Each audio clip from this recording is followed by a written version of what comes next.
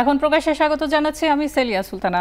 আজকে আমাদের আলাপের বিষয় ছবির মতো দেশ, কারণ পর্যটনের সময় যাচ্ছে এবং আমরা সে নিয়েই আলোচনা করব। স্টুডিওতে আমাদের সাথে আছেন আবু তাহের মোহাম্মদ জাবের, তিনি অতিরিক্ত সচিব এবং সিইও বাংলাদেশ ট্যুরিজম বোর্ডের, এবং আছেন জিয়াউল হক হাওলাদার, মহাব্যবস্থাপক পরিকল্পনা ও প্রশিক্ষণ বিভাগটি তিনি দেখছেন বাংলাদেশ পর্যটন কর্পোরেশন। আপনাদের দুজনকেই আমি স্বাগত জানাচ্ছি। মূলত বলা হয়ে থাকে পর্যটন খাতটি সবচেয়ে বড় খাত সারা বিশ্বের জন্যই, এবং এর মাধ্যমে কর্মসংস্থান হয়, এর মাধ্যমে অর্থও আসে, রেমিটেন্সও অনেকাংশেই কিন্তু আমরা এই পর্যটনের মাধ্যমে দেখি। এবং নিতান্ত যে বিনোদন খোঁজেন মানুষ, কিছুটা রিক্রিয়েশন খোঁজেন ব্যস্ততা থেকে বের হয়ে যাওয়ার জন্য, সে বিষয়গুলো আসলে পর্যটন থেকেই পাওয়া যায়। এইটি হয়তোবা বলা যেতে পারে নিরপরাধ একটি খাত, এরকম একটি বিষয়। আমরা এ নিয়েই আলোচনা করব। আমি প্রথমেই প্রশ্ন করতে চাই আবু তাহের মোহাম্মদ জাবের স্যারের কাছে, সেটি হচ্ছে আমাদের পর্যটন খাত এই মুহূর্তে কেমন আছে, তার স্বাস্থ্য কেমন? কারণ আমরা দেখেছি বিশাল একটি কোভিডের সময়টিতে পুরো বিশ্ব কিন্তু একদম স্টাক হয়েছিল, প্রত্যেকটি দেশ প্রত্যেকটি দেশের জায়গায়। সবচাইতে বেশি যে ভ্রমণ করে চীন, তারাও কিন্তু কোনো দিকে যেতে পারেনি। পরবর্তীতে আমরা কিছুটা আশা করেছিলাম যে না, পরবর্তীতে আমরা উঠে দাঁড়াতে পারবো, তারপরে বেশ কিছু ধরনের কিন্তু বৈশ্বিক পরিস্থিতি সৃষ্টি হয়েছে। এই মুহূর্তে আমাদের পর্যটন খাতটির কি অবস্থা? আমাদের পর্যটন খাতের দুটো দিক, একটা হচ্ছে আমাদের ডোমেস্টিক ট্যুরিজম আর একটা হচ্ছে আমাদের ইন্টারন্যাশনাল ট্যুরিজম। তো ডোমেস্টিক ট্যুরিজমটা খুবই ভালো, আমরা মনে করছি যে প্রায় 3 কোটি ট্যুরিস্ট এক জায়গা থেকে আরেক জায়গায়, এক জেলা থেকে অন্য জেলায় বিভিন্ন জায়গায় ভ্রমণ করেন। ইন্টার ট্যুরিজম যাকে আমরা বলি, অভ্যন্তরীণ যেটা। আর আন্তর্জাতিক ট্যুরিজমের যে অবস্থা, সেটা হচ্ছে 2022 সালে আমাদের দেশে 5,29,000 ট্যুরিস্ট আসে বাইরে থেকে, এবং 2023 সালে আসে 6,55,000। কিন্তু সেটাও 2019 সাল থেকে কম, মানে কোভিডের আগে যে ফিগারটা ছিল তা থেকে 2023 কিন্তু কম। এর মানে হচ্ছে আমাদের গ্রোথ একটু হচ্ছে, কিন্তু সেটা কোভিডের আগে যেরকম ছিল সেরকম না। এবং এটা আমরা যদি বলি যে গ্রোথ যেটা 22 এবং 23-এ যেটা বলছি, সেটা কিন্তু এক বছরে 1 লক্ষেরও বেশি বেড়েছে। এবং আমরা যে প্রজেকশন দিচ্ছি যে আমাদের মাস্টার প্ল্যানে, যে 2041 সাল নাগাদ আমাদের দেশে 55,70,000 ট্যুরিস্ট আসবে বিদেশি, মানে এই গ্রোথটা যদি কন্টিনিউ করে। কিন্তু এটা হচ্ছে বিদেশি ট্যুরিস্টের ফিগার। এবং এটার অনেকগুলো পূর্ব শর্ত আছে। একটা বিষয় হচ্ছে এবার যেটা আমাদের থিম, যেটা যে ট্যুরিজম অ্যান্ড পিস, যে আপনার হাতে যত টাকাই থাকুক, যত আপনার সামর্থ্য যাই হোক না কেন, যদি পর্যটন এলাকায় এবং পর্যটনে যাওয়ার পথে যদি শান্তি না থাকে, তাহলে আপনি কিন্তু বের হবেন না। এটা একটা গুরুত্বপূর্ণ বিষয়। হ্যাঁ, এটা এই জন্য আমাদের সোশ্যাল যেটা আমরা বলছি সিকিউরিটি, যেটা মানে আমাদের সামাজিক স্থিরতা, এটা খুবই গুরুত্বপূর্ণ, যেটি হচ্ছে পলিটিক্যাল স্টেবিলিটি, সোশ্যাল স্টেবিলিটি, এই বিষয়টি। কিন্তু আমরা এই মুহূর্তে, আমি একটু জিয়াউল হক হাওলাদারের কাছে জানতে চাই, এই মুহূর্তে কিন্তু আমরা দেখছি বার্মার সাথে এক ধরনের অস্থিরতা চলছে। সবচেয়ে বেশি যে আমরা বলি যে কোথাও যেতে চাইলেই আমরা বান্দরবান, খাগড়াছড়ি এই জায়গাগুলোতে যেতে চাই, কক্সবাজারে সবচেয়ে বেশি মানুষ একটু নিঃশ্বাস ফেলতে যান।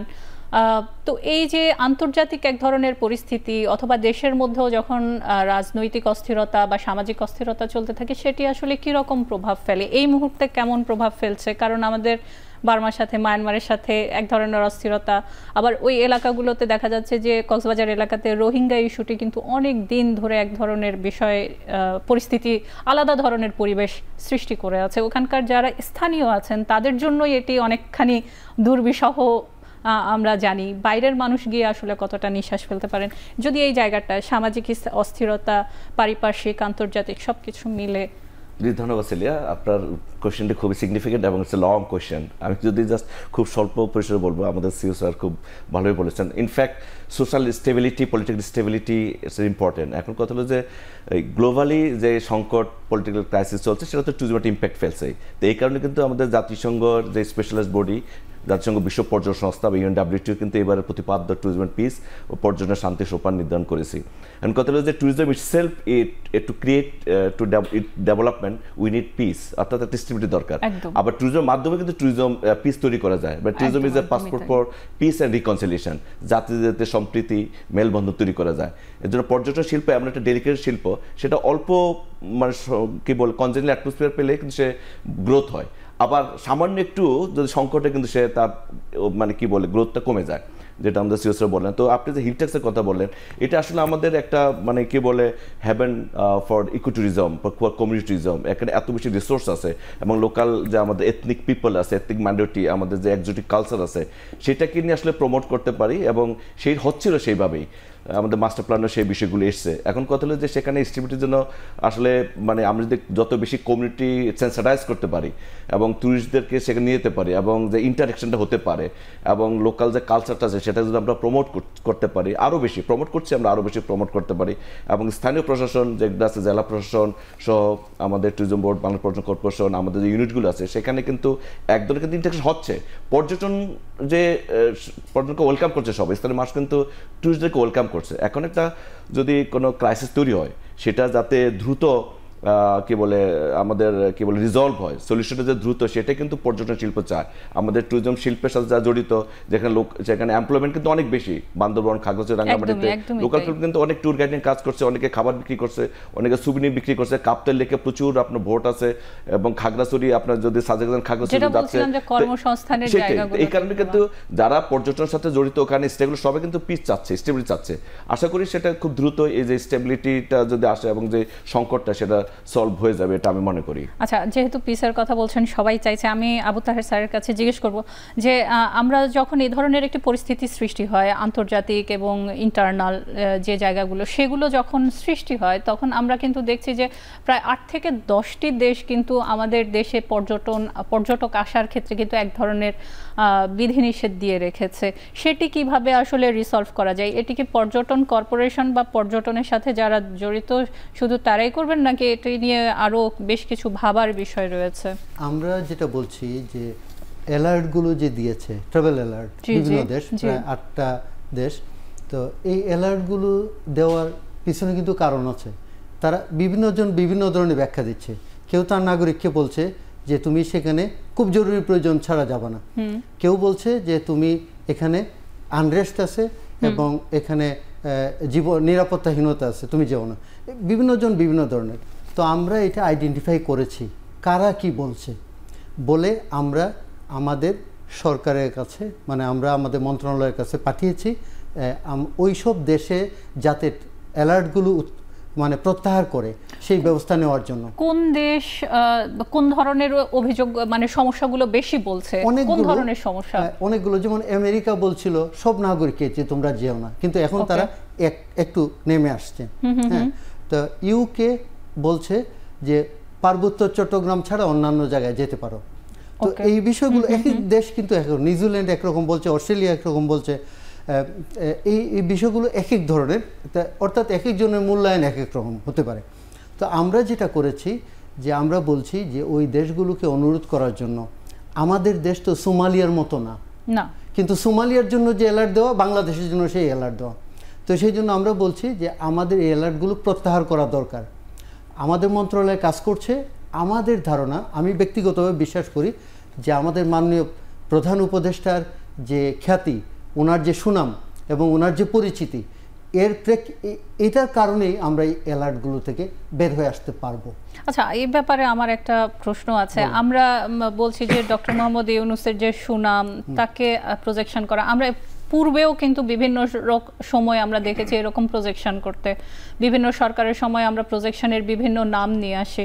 এই নামগুলো ব্যবহার করে, কারণ বিউটিফুল বাংলাদেশ নামে একটা কিন্তু আমাদের একটা ছিল, স্লোগান ছিল, আমরা কতটুকু আসলে অর্জন করতে পারছি সেটি ব্র্যান্ডিং না। জি, আমি ব্র্যান্ডিং এর কথা বলছি না, আমি বলছি যে আমাদের মাননীয় প্রধান উপদেষ্টা যদি বলেন যে তোমরা আমাদের দেশে আসো, তাইলে হাজার মানুষ বললে যেরকম হয়, এটা আমি এটার কথা বলছি, কথাটা বুঝতে পেরেছেন? এটা হচ্ছে একটা। কিন্তু আমরা প্রপারলি, মানে আমরা প্রপার চ্যানেলে আমরা এখন এই প্রস্তাবটা হয়তো পররাষ্ট্র মন্ত্রণালয়ের মাধ্যমে আমরা ওই সব দেশকে অনুরোধ করব যে তোমরা প্রত্যাহার করো। এটা হচ্ছে একটা, এটা হচ্ছে বিদেশি। কিন্তু প্রশ্ন হচ্ছে যে প্রত্যাহার করলেই কিন্তু বিদেশি ট্যুরিস্ট কালকেই চলে আসবে না, কারণ তারা তাদের যে ভ্রমণের যে কি বলে এটা সেটা দীর্ঘ সময় আগে তারা করে, এটা একটা বড় ব্যাপার। আরেকটা হচ্ছে যে আমি বলছি যে একটা দেশে যদি পর্যটন অনেক উপরে চলে যায়, অর্থাৎ আমাদের যে জনগোষ্ঠী যখন উপলব্ধি করে যে ট্যুরিস্ট আসলে আমার অর্থনৈতিক সমৃদ্ধি হবে, তখন কিন্তু ওই কমিউনিটি সক্রিয় হবে নিরাপত্তার জন্য। আমি এই বিষয়গুলো নিয়ে কথা বলবো, একটি বিরতি নিয়ে আমাদেরকে ফিরতে হচ্ছে, ফিরছি একটু পর।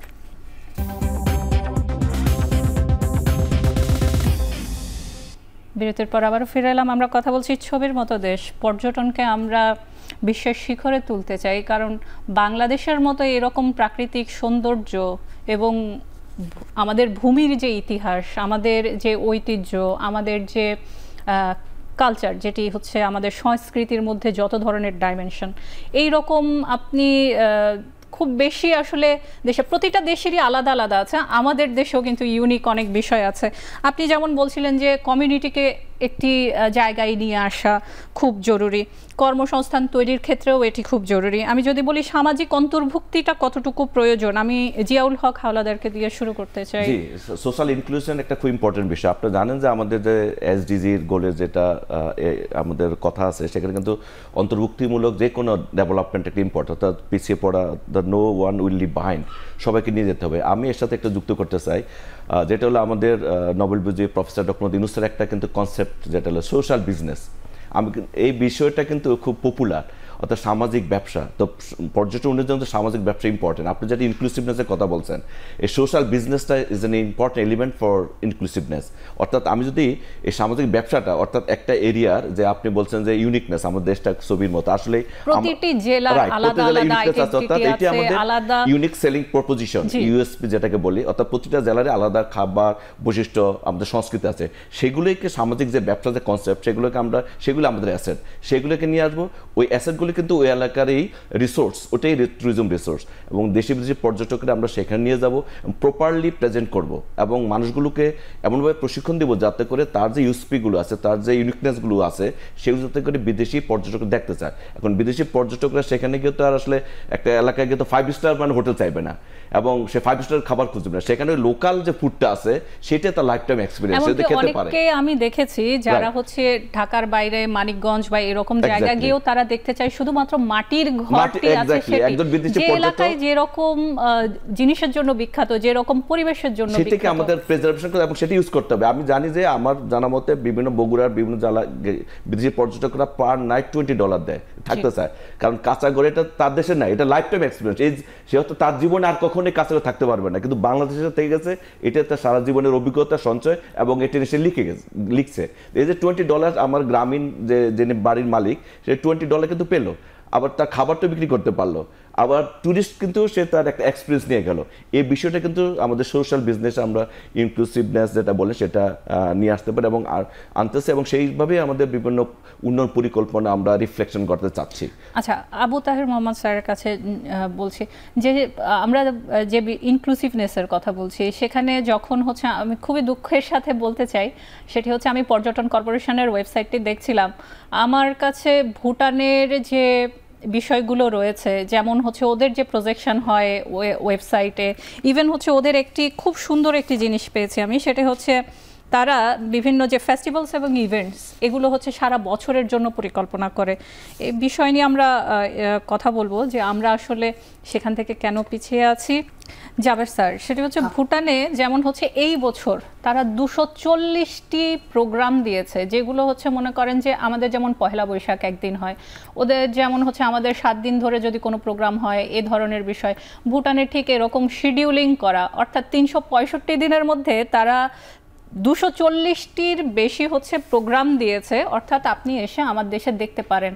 আমাদের পর্যটন কর্পোরেশনের যে ওয়েবসাইটটি আছে, আরেকটি দুঃখের বিষয় বলি, সেটা হচ্ছে সীতাকুণ্ডের মতো জায়গায় যেখানে 50টির বেশি ঝর্ণা আছে, আমি খুব বেশি ঝর্ণার ছবি কিন্তু আসলে দেখতে পাইনি। আমার দেশটাকে প্রথম প্রজেকশন হচ্ছে যদি আমি ট্যুরিজমের কথায় যাই, তার আগে আমার সরকার যেভাবে আসলে প্রজেকশন করে সে বিষয়টি।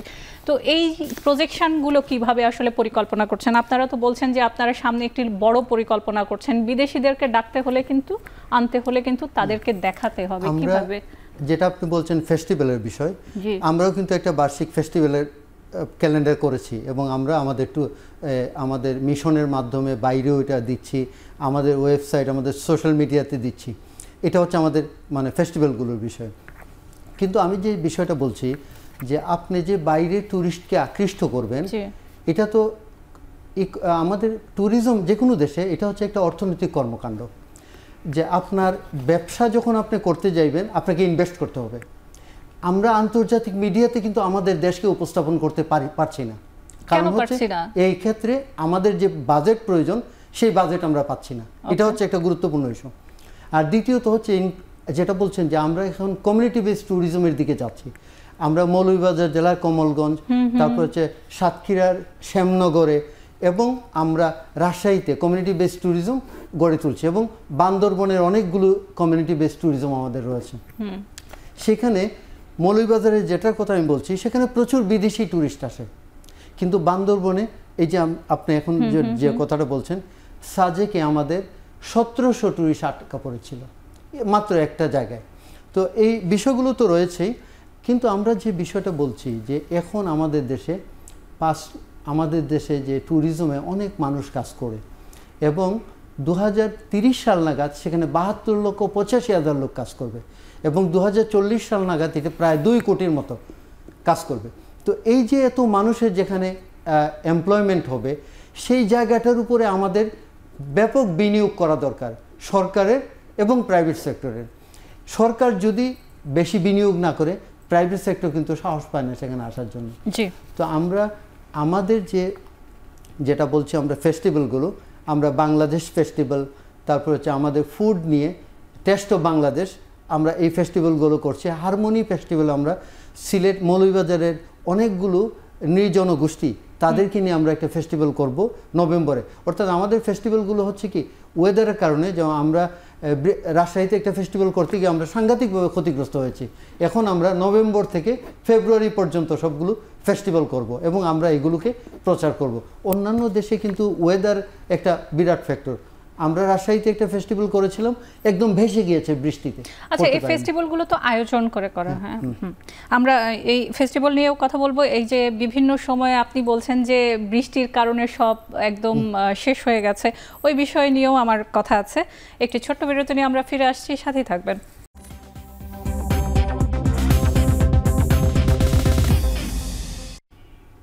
বিরতির পর আবারও ফিরে এলাম। আমরা কথা বলছি ছবির মতো দেশ, পর্যটন নিয়ে আমাদের আজকের আলাপ হচ্ছে। আমি যেহেতু জাবের স্যারের কাছ থেকে শেষ করেছিলাম, শুরুটিও করতে চাই। আপনি বলছেন যে ফেস্টিভ্যাল দেয়া হচ্ছে বছরে। আমি যে বিষয়টি বলেছি, ভুটানে যে 240টি প্রোগ্রাম আছে তাদের এটা প্রতি বছরই হয়। একদম আমরা যেমন পহেলা বৈশাখ একটি দিনে পালন করি, ঠিক একইভাবে হয়। মানে এটির কোনো হেরফের হয় না। বেশিরভাগ সময় শুধু হয়তো ওদের যে ক্যালেন্ডার, সেই ক্যালেন্ডার হিসেবে ইংরেজি ক্যালেন্ডারের 1 দিন বা 2 দিন আগে হয়। আমরা এই ফেস্টিভ্যাল আয়োজন করাটা নাকি হচ্ছে এই যে আমরা চট্টগ্রামে দেখি তাদের যে বিভিন্ন ধরনের উৎসব হয়, সেগুলো নিয়ে ক্যালেন্ডার করলে তো বৃষ্টি হোক আর রোদ হোক, আমরা তো সেটা সুবিধা পেতে পারি। রাইট, পর্যটক জানবেন যে ফেস্টিভ্যালে ধুয়ে গেলেও প্রতিদিনের বিষয়টি থেকে যাবে, যেটি আমাদের জীবনের সাথে জড়িত। জি, যেমন রাসমেলা, এটা আমাকে রাসমেলার সময়ই করতে হবে, আমরা সেটা করছি। কিন্তু কিছু কিছু বিষয় আছে যেটা দুর্গাপূজার একটি উৎসব সামনে আসছে, সেটিও কিন্তু শিডিউল করা। যেমন আমরা আমাদের ফেস্টিভ্যাল ক্যালেন্ডারে যেমন জব্বারের বলি খেলা, আমাদের যে ধর্মীয় উৎসবগুলো, এগুলোকে আমরা অন্তর্ভুক্ত করেছি। কিন্তু অন্য কিছু উৎসব আছে যেগুলো কিন্তু এগুলো আমরা নতুন ইন্ট্রোডিউস করেছি। একটা হচ্ছে যে আমাদের যে ইউনিক ফুড, অথেন্টিক ফুড, সেগুলো নিয়ে একটা ফেস্টিভ্যাল, যেটাকে আমরা বলি টেস্ট অফ বাংলাদেশ, যেটা একই জায়গার মধ্যে বাংলাদেশে সকল ইউনিক এবং অথেন্টিক ফুড পাবেন। এবং এটা কিন্তু ঢাকাতে আপনি ইচ্ছা করলেই একসাথে সব ফুড পাবেন না। এটা একটা নতুন ইন্ট্রোডিউস করেছি আমরা গত বছর এবং এটা খুবই পপুলার হয়েছিল। আরেকটা হচ্ছে বাংলাদেশ ফেস্টিভ্যাল, যেটাতে আমরা বলছি যে আমাদের যত hotel, motel, resort, amusement park, tourist vessel, travel agent, tour operator এবং আমাদের 37টি জেলার পর্যটন ব্র্যান্ডিং এগুলোকে আমরা একসাথে নিয়ে আসছি। এবং আমাদের যে মসলিন, আমাদের জামদানি কিভাবে তৈরি হয় নারায়ণগঞ্জে গেলেই হচ্ছে অন্যরকম একটি আবহ দেখা যায়, এটি অন্য কোনো জায়গায় কিন্তু আবার দেখা যায় না। টাঙ্গাইলের আবহ কিন্তু একেবারেই আবার ভিন্ন, সেখানে হিস্ট্রিক্যাল ব্যাকগ্রাউন্ডও কিন্তু ভিন্ন। তো এই বিষয়গুলোকে আমরা একত্রিত করার জন্য আমরা চেষ্টা করেছি। আর আপনি যেটা বলছেন যে কিছু ফেস্টিভ্যাল আছে যা নির্ধারিত, সেগুলো আমরা করছি। এবং এগুলো আমি বলছি যে আমরা কিন্তু এই ফেস্টিভ্যালগুলো করছি বেসরকারি উদ্যোক্তাদের সাথে নিয়ে, স্পন্সর নিয়ে, সরকারি অর্থায়নে করছি না। এবং আমি বলছি এটা যে ট্যুরিজম যে ইন্ডাস্ট্রি, এটাকে আরও অনেক বেশি উপরে নিয়ে যাওয়ার জন্য অনেক বিনিয়োগ দরকার। আমরা সেই বিনিয়োগটা এখনও এনশিওর করতে পারিনি। আচ্ছা, আমি একটু জিয়াউল হক স্যারের কাছে জিজ্ঞেস করব যে অনেকগুলো বিষয় নিয়ে কিন্তু আমাদের কথা হয়ে গেল। আমার একটি বিষয়, যেহেতু ঋতুর কথাটি এসছে, আমাদের ওয়েদারের বিষয়টি আমরা খুব বেশি প্রিডিক্ট করতে পারি না, তবে আমাদের 6টা ঋতু আছে। আপনি যখন হচ্ছে সরিষার ফুল হলুদ মাঠ দেখবেন, সেটা একটি ঋতুতেই দেখবেন। আমরা কি এই ঋতুভিত্তিকভাবেও কি প্রজেকশন করতে পারি না? কারণ যখন ফেস্টিভ্যাল হবে সেটা একটি নির্দিষ্ট টাইমে, সেটি হয়তো একদিন বা 2 দিন বা 3 দিনের জন্য দেশের বাইরে থেকে একজন হঠাৎ করে ওই সময়টি আসতে পারবেন না। কিন্তু ঘটনা হচ্ছে আমরা কি এই প্রজেকশনগুলো করতে পারি না? আমাদের 6টা ঋতু, 6 রকম পরিবেশ, সব কিছু মিলে এই বিষয়ে কথা বলবো। জিয়াউল হক স্যার। জি, থ্যাংক ইউ। আপনি যেটা বলছেন যে বাংলাদেশের কান্ট্রি অফ 6 সিজন, ষড়ঋতুর দেশ, এটা কিন্তু ওয়ার্ল্ড ওয়াইড আমাদের সুনামটা, রেপুটেশনটা আছে।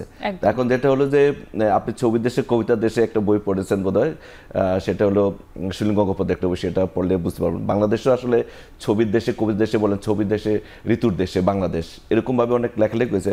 এবং আমাদের যে মনসুন, এইটাও কিন্তু টুরিস্টরা আসে, বিশেষ করে জাপানিজ টুরিস্ট বাংলাদেশের মনসুনটা খুব পছন্দ করে, যে টর্নেন্সিয়াল রেইন, বৃষ্টি, এটা খুব এনজয় করে। এবং তারা ওই সময় কিন্তু চাঁদপুরে আপনার ক্রুজ করে এবং ইলিশ খেতে যায় আর কি, বর্ষার জনটা। আপনি যেটা বলেন যে সরিষা ক্ষেত, আপনার উইন্টারে miles after miles after miles, একেবারে অন্য যে সরিষা যে হোক, এইটাও কিন্তু খুব এনজয় করে। এবং আপনি জানেন যে আমাদের ট্যুরিজম বোর্ড একটা ভিডিওগ্রাফি করে, সেখানে কিন্তু আমাদের এই শস্যের এই যে ক্ষেতগুলো এবং শস্যের যে অপার সৌন্দর্য, সেটা কিন্তু নিয়ে আসছে। এবং বিশেষ করে ইউকে টুরিস্টরা খুব পছন্দ করে এটা, এবং জার্মান টুরিস্টরা পছন্দ করে।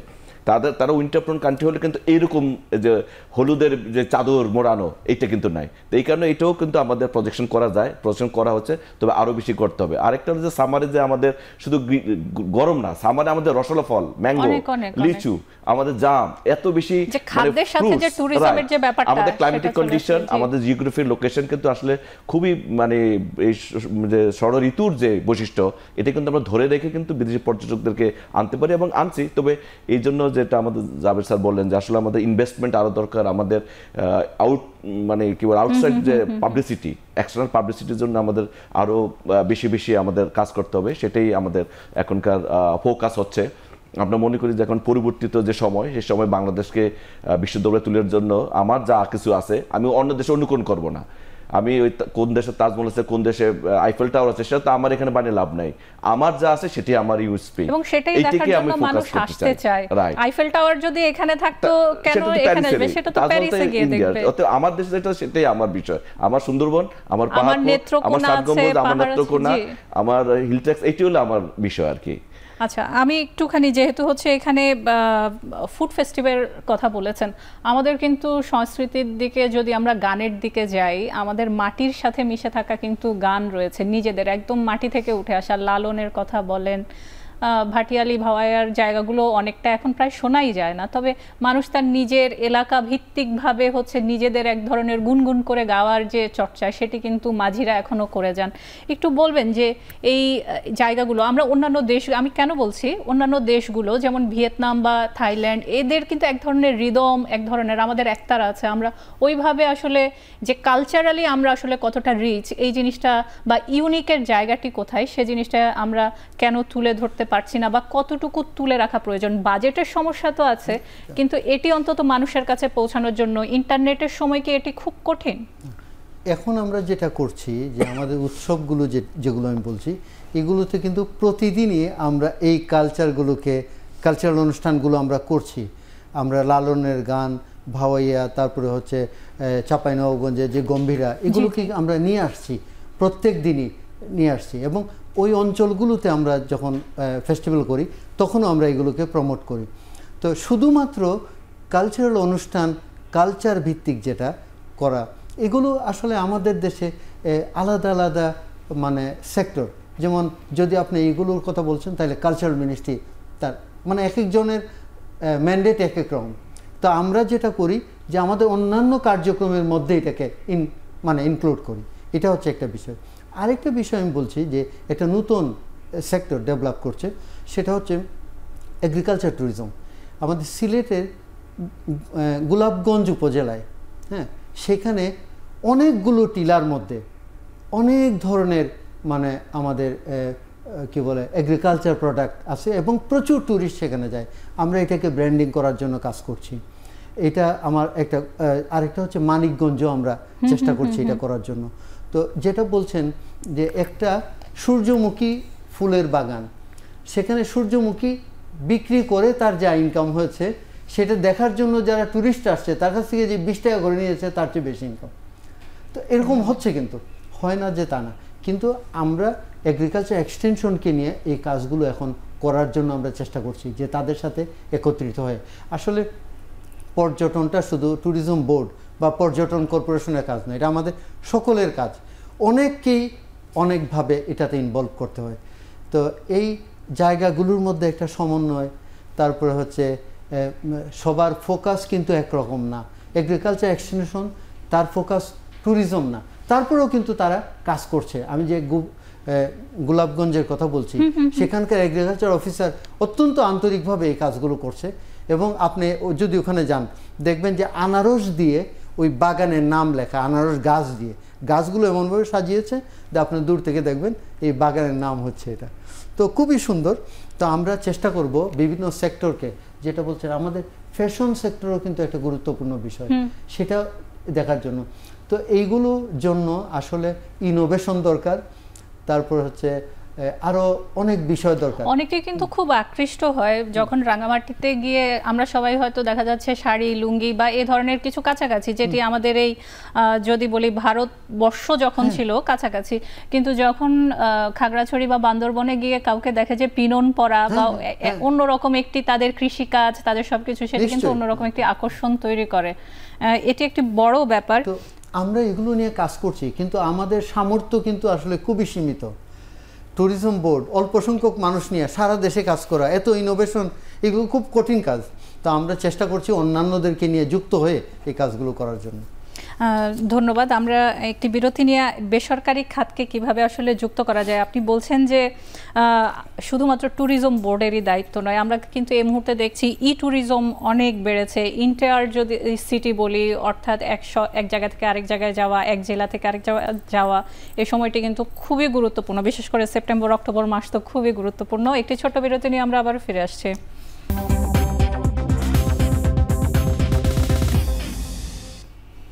বিরতির পর ফিরে এলাম। আমরা কথা বলছি ছবির মতো দেশ, পর্যটন নিয়ে আমাদের আলাপ হচ্ছে। আমি যদিও বেসরকারি খাতকে কিভাবে ইনক্লুড করে, আমরা বলছি সরকারি খাতে অনেক সীমাবদ্ধতা রয়েছে, সেখানে যাওয়ার আগে যেহেতু আমাদের 50 লাখ বিদেশি পর্যটককে সেবা দেওয়ার বিষয়টি আছে, আমরা সোশ্যাল ইনক্লুসিভনেস, সামাজিক অন্তর্ভুক্তিকরণের কথাও বলছি। তো এই যে 50 লাখ বিদেশি পর্যটককে, দেশের ভেতরে না, বিদেশি পর্যটককে আমার সার্ভিস দিতে হবে। সার্ভিস বলতে তাদের কি প্রয়োজন, ভাষাগত একটি বিষয় রয়েছে। আমাদের আঞ্চলিক ভাষাগুলো এক এক জায়গায় এক এক রকম।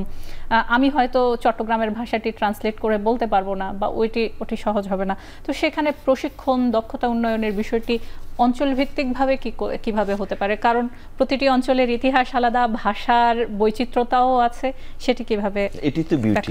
এই যে আপনি বললেন যে চিটাগংয়ের ভাষা আলাদা, সিলেটের ভাষা আলাদা, বা নোয়াখালী বা অন্য অঞ্চলে, এটি তো আমাদের বিউটি, এটা তো ডাইভার্সিফিকেশন।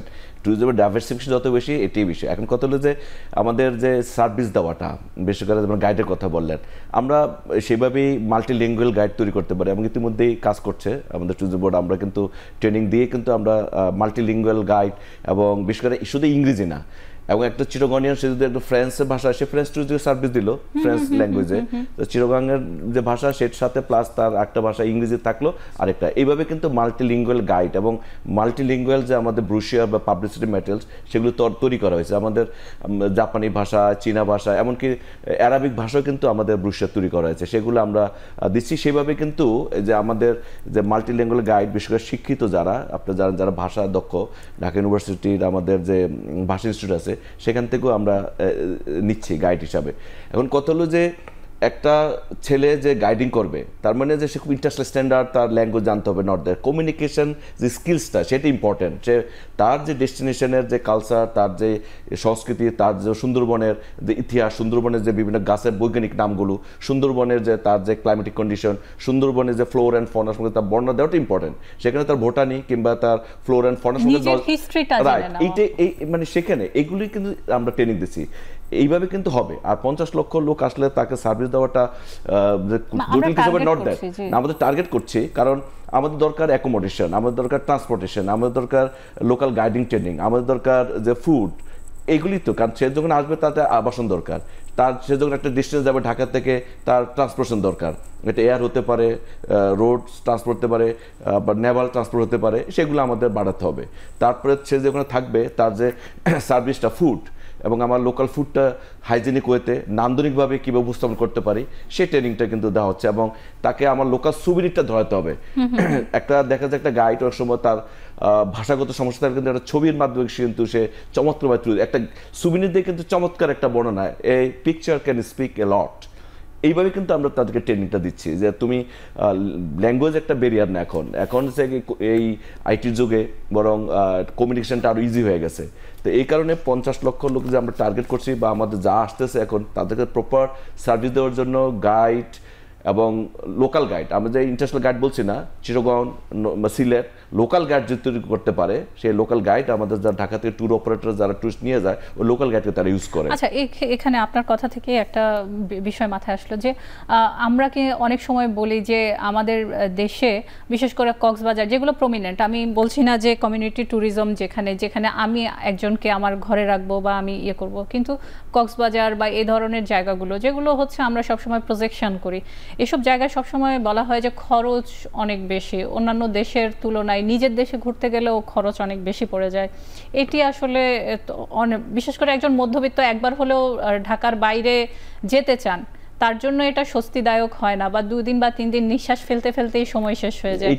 এই বিষয়টা এসছে, এই বিষয়টা মানে আমি পত্রিকা দেখেছি, বিভিন্ন আলাপ আলোচনা দেখছি, বিভিন্ন ফোরামেও আমাদের যারা ট্যুর অপারেটর তারাও আলোচনা করেন।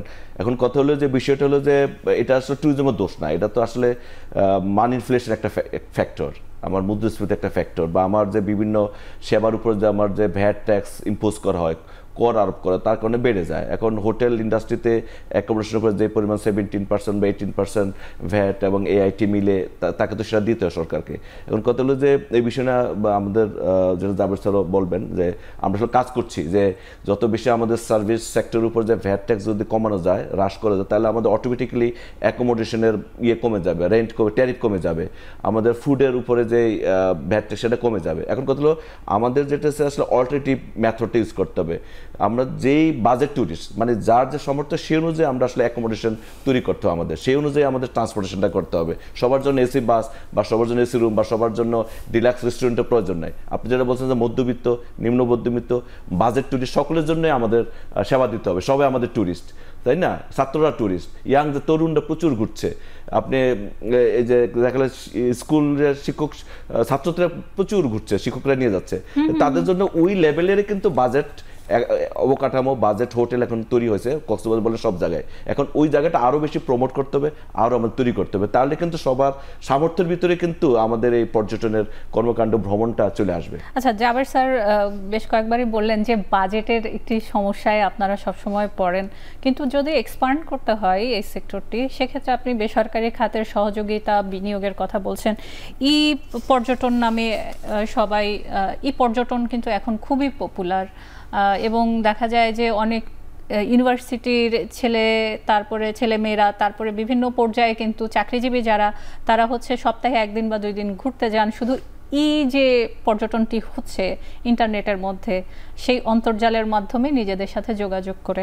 একটু আমাকে বলবেন যে বাজেট সমস্যা আছে, সেটাও আমরা বুঝলাম, কি বেসরকারি খাতে ছোট ছোট যারা আসলে এগিয়ে আসতে চায়, বাংলাদেশকে বাংলাদেশের ছবির মতো সেটি আসলে বাইরে দেখাতে চায়, এখন তো প্রযুক্তির কারণে এটি আরও বেশি সহজ। আমি একটি গ্রাম কেন কতটা সুন্দর হতে পারে সেটিও হচ্ছে এখন সুইজারল্যান্ডে একজন বসে গ্রাম ছবির মতো সুইজারল্যান্ড ছবির মতো গ্রাম তিনিও কিন্তু দিচ্ছেন। আমি নই কেন আমরা এই সেক্টরটিকে একসাথে নিয়ে এসে আসলে মার্চ করতে পারছি না, নাকি এখনো করতে আসলে কতটা সময় লাগবে? আমাদের যারা তরুণরা তারা কিন্তু খুবই ইনোভেটিভ, তারা কাজ করছে। তো আমরা আমাদের বিশ্ববিদ্যালয়গুলো এবং কলেজগুলো থেকে প্রতি বছর প্রায় 950 থেকে 1000 গ্র্যাজুয়েট তৈরি হচ্ছে। তো আমরা এদের মধ্যে কারা এন্টারপ্রেনার হতে চায় সেই বিষয়টা নিয়ে আমরা কাজ করছি। আমরা ড্যাফোডিল ইউনিভার্সিটি, ঢাকা ইউনিভার্সিটি এবং রাজশাহী ইউনিভার্সিটির সাথে আমরা এই বিষয় নিয়ে 3টা মিটিং করেছি এবং ছাত্রদেরকে উদ্বুদ্ধ করছি যে তোমরা তোমরা এই এন্টারপ্রেনার হও এই জায়গায়। এবং এর মধ্যে যারা এন্টারপ্রেনার হতে চায় তাদেরকে আমরা এসএমই ফাউন্ডেশনের মাধ্যমে ট্রেনিং দিয়ে কিভাবে তারা এন্টারপ্রেনার হবে এবং কিভাবে তারা সহজ শর্তে ঋণ পাবে, এই বিষয়গুলোর জন্য আমরা কাজ করছি। এসএমই ফাউন্ডেশন আমাদের সাথে কাজ করছে। এটা একটা আমাদের এখন নতুন উদ্যোগ। আমরা 3টা বিশ্ববিদ্যালয়ে কাজ শুরু করেছি, অন্যান্য আরও বিশ্ববিদ্যালয়গুলোতে যাব। কিন্তু আমি যেটা বলছি, যেমন পর্যটন কর্পোরেশনের একটি গুরুত্বপূর্ণ ট্রেনিং ইনস্টিটিউট এনএসটিটিআই, যেটা প্রায় 50 বছর থেকে এই মানে আমাদের স্কিল ম্যান পাওয়ার তৈরি করছে। কিন্তু আমরা যেটা বলছি যে আমাদের যে পরিমাণ দরকার সেই পরিমাণ ম্যান পাওয়ার কিন্তু আমরা তৈরি করতে, মানে দক্ষ জনশক্তি আমরা তৈরি করতে পারছি না। আমাদের সেরকম সামর্থ্য, সেরকম ব্যবস্থাপনা আমাদের এখনও তৈরি হয়নি।